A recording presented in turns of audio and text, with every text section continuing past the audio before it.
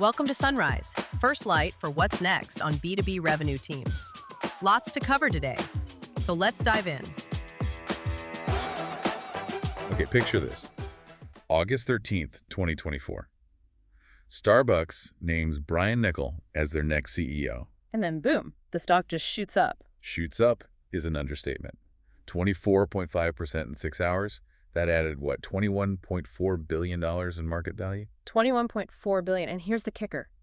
He hadn't made a single decision yet, hadn't fired anyone, hadn't changed a thing. Nothing. He hadn't even really started. Exactly. Wall Street essentially bet over $21 billion just on his name, on his reputation, like turning Chipotle around. They were betting on a leader who gets it, diagnose first, then execute. Spot on, and that's exactly what he did. Right. So when Niccol actually walked in the door in September, he didn't unveil some grand strategy or announce a reorg. Nope, he put on an apron. Yeah. He spent 2 weeks working as a barista, taking orders, making the drinks, just watching everything unfold. And he saw it almost immediately, didn't he? The chaos. He did. He saw how the mobile orders were just completely destroying the experience for people actually in the store. And the baristas were just drowning. Customers walking in probably felt invisible. Totally.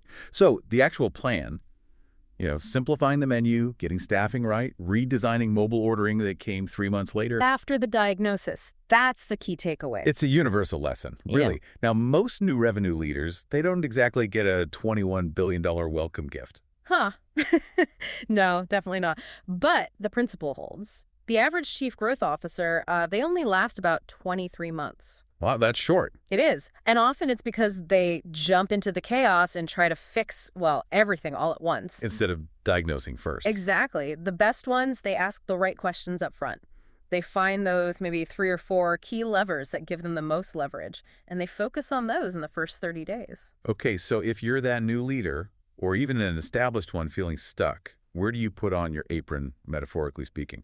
How do you diagnose the engine? Well, that's what we're digging into today. We're walking through something called the blind spots diagnostic. Think of it as a framework.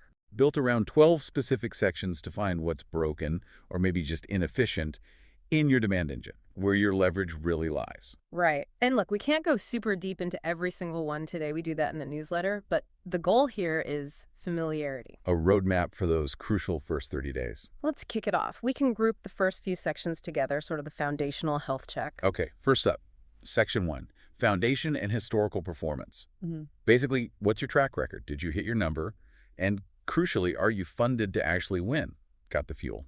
Then Section 2, Strategic Clarity. Is your strategy written down, agreed upon, really aligned? Or is it just kind of floating around in the CEO's head? Because if it's just in one head, then it's not really a strategy everyone can execute on. Makes sense. Okay, Section 3, Brand Health. Simple question. Is your brand opening doors for sales? Or are your sellers having to kick those doors down using brute force, maybe deep discounts? That tells you a lot. Yeah, it does. And rounding out the foundation, Section 4, Channel Efficacy. Where does the revenue actually come from? Which channels work? And just as important, where doesn't it come from? Which channels are just, eating up cash without results? Got it. Foundation covered.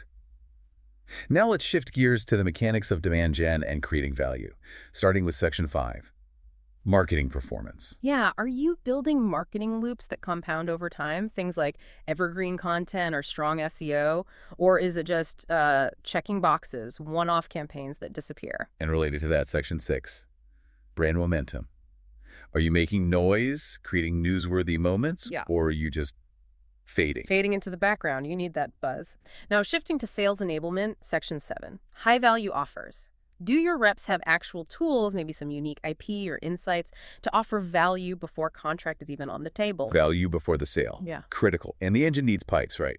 Section 8, Technology Stack. Is your tech helping? A force multiplier. Or is it actually slowing people down? Just a complicated, expensive productivity tax. You got to know. Okay, 8 down. That leads us to the final 4, which you said are often about execution and people. Exactly. This is often where things fall apart. Starts with Section 9, Team Design. Does your org chart, your team structure, actually match your go-to-market strategy? Or have you got, say, expensive hunters stuck doing farmer work because the roles aren't aligned? Precisely. Then, Section 10, Process and operating cadence. Do you have clear systems? A rhythm? Weekly, monthly, quarterly check-ins that drive real accountability. Or is it just chaos and hoping for the best? Pretty much. Next, Section 11, Team enablement and account growth. Are you actually investing in your people, training them?